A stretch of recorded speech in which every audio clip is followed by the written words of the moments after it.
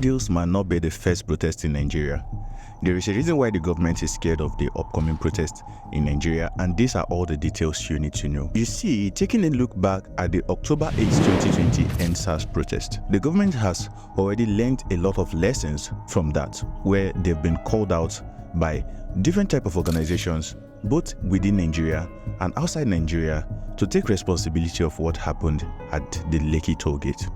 But all that aside, the upcoming End Bad Government protest is just coming at a time where the people are already tired of how they are being ruled by the people they elected into government. You see, the first thing you need to understand is the fact that an average Nigerian is very enduring and can take as much pain as possible.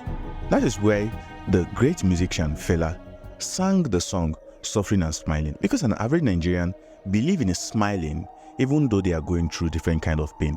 That is why our social media platforms are filled with different type of content around stuff that can make you happy and can make you smile. But this is what you need to know, really. While the Nigerian people knows how best to deliver themselves from the government has also known how to weaponize poverty against an average citizen. In a country where the religious leaders tell the citizen that pains and poverty is part of the trials of God for them. A country where, since my mother gave birth to me, we've been praying for the country to become the best of itself. It just gets worse every night. In a country where politicians pays the citizens the highest bidder tends to be the one who wins the election. And this has happened for ages and years. And all this boils down to one thing: bad governance. If we take a look at countries that are doing well, we see that it does not start with the people. It starts with the government down to the people. Countries like Rwanda, for example, where the government is investing massively in advertisement to ensure that people visit the country for tourism, making it one of the fastest growing economy in Africa. This country does not even have up to what Nigeria have in mineral resources, in talents, or mention a lot of them that are out there. But Nigeria still sits backward, a shadow of itself. A research came up recently that about only 20% of Nigerians have up to $450 in Nigeria, and 0.01 of Nigerians are actually reaching millions. This is a country that has a lot of mineral resources, crude oil, gold, limestone, and every other thing you can mention. But because of the corrupt practices and the corrupt politicians we have in the country, we wallow in poverty. And this is one of the reasons, or another reason, why the citizens are taken to the streets to ensure that their voice are being heard. You see, just a few years back, one of the former presidents insults the Nigerian youths of being lazy, whereas an average Nigerian youth, just like myself, are struggling to ensure that we make ends meet. There's no light, there's no water, there's no access to good roads, there's no access to good internet services. We have to provide everything all for ourselves as citizens. And the government does not see anything wrong with this, while they tax everything they could tax, starting from something as little as your call, airtime, your recharge card, your data, a lot of stuffs, everything. They tax it to ensure that they have more money while they keep you poorer. And the funniest thing is that most of the amenities, the basic amenities you need, you have to provide all of them for yourself. I have never had access to a basic free education in my life, not in any way.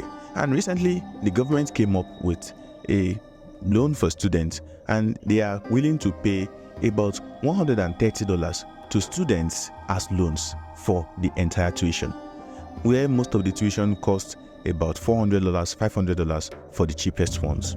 And recently they just increased most of the tuitions by over 70%.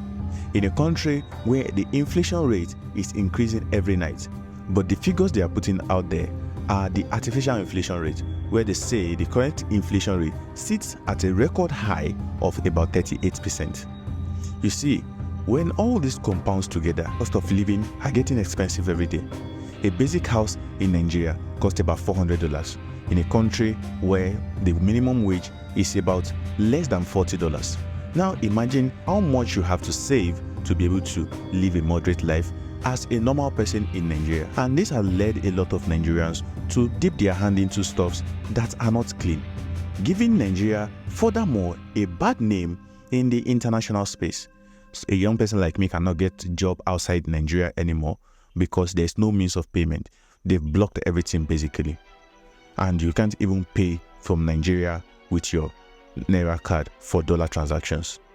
All this compounding together brought the people together, and they say it is time to put an end to bad governance, because if they don't have the solution to the problem of the country has a solution to their problem. So even while you go out there, ensure that you don't cause violence, and when the protest is turning violent, do well to look for a safe space. But all in all, I wish the Nigerians good luck in this journey we're about to embark on, and I hope this is the deliverance we've been waiting for.